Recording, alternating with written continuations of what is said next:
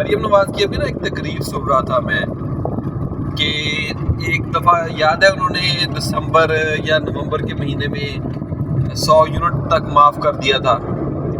اس کی تقریر سن رہا تھا کہ ہم نے جی بہت بڑا کام کر دیا کہ پہلی دفعہ ایسے ہوا ہے کہ بل نہیں آئے بجلی کے, اور ایسے شو کیا کہ حاتم طائی کی قبر پر بس لات مار دی گئی ہے, اب سے حاتم طائی یہی لوگ ہیں.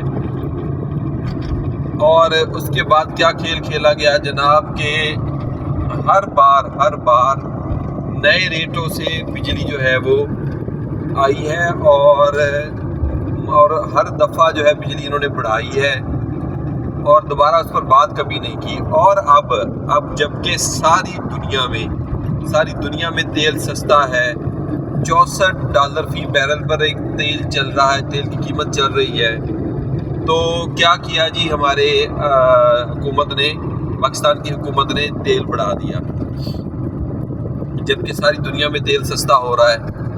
اس کے علاوہ جو ہے ٹیکسز تو آپ کو پتہ ہے کہ لگائے گئے تھے, وہ 1 جولائی سے وہ نافذ کر دیے ہیں انہوں نے. ابھی جو پیٹرول بڑھایا وہ علیحدہ اور ٹیکسز علیحدہ اس پر, وہ ٹیکسز جو ہے وہ ابھی ان کا جو ہے وہ خمیازہ عوام کو بھگتنا پڑے گا. اس کے علاوہ جو ہے ایک اور بات جو جنوبی پنجاب کے حصے میں ہمیشہ جو ہے وہ کیا آتا ہے جی کہ سڑکیں نالیاں بھی, میں جس سڑک سے گزر رہا تھا اس پر بجری اور وہ لک کی دوبارہ سے اس پہ مرکب ڈالا جا رہا تھا. اور اس کے علاوہ جو ہے کینسر اسپتال اور Maryam Nawaz heart disease hospital, اس کے علاوہ یونیورسٹیز, وہ سارا کچھ جو ہے وہ اپر پنجاب کے حصے میں رہ جاتا ہے, اور جنوبی پنجاب کے حصے میں آ کر کیا ہوتا ہے جی, سڑکیں, نالیاں, گٹر, یہ ترقیاتی اسکیمیں ہیں جی جنوبی پنجاب کی. اور جنوبی پنجاب کی عوام اور سیاستدان بھی اسی میں ہی خوش ہیں ماشاءاللہ, کیونکہ ہمیں اور تو کچھ چاہیے نہیں. ہمارے مریضوں کا کیا ہے, یہی کوئی 25-30 کلومیٹر سفر کرتے ہیں اور اس کے بعد اللہ کو پیارے ہو جاتے ہیں. اللہ کی مرضی, ہمارا تو کیونکہ اللہ تعالیٰ پر ایمان بہت پختہ ہے نا کہ اللہ کی مرضی ہوتی ہے.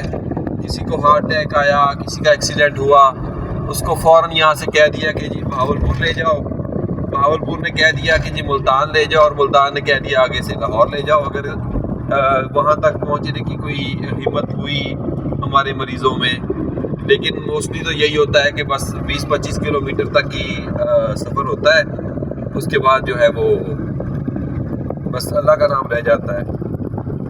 تو بس اللہ تعالیٰ معافی دے, اور اللہ تعالیٰ ہمارے سیاستدانوں کو جو منتخب ہو کر جاتے ہیں ایوانوں میں, ان کو بھی ذرا توفیق دے کہ اپنی عوام کے لیے کبھی کبھار کوئی حق کی آواز اٹھا لیا کریں. غلامی جو ہے وہ ضروری نہیں ہے کہ ہر دفعہ اپنے غلامی ہی کرنی ہے. تو ملتے ہیں اگلی ویڈیو میں. اللہ حافظ.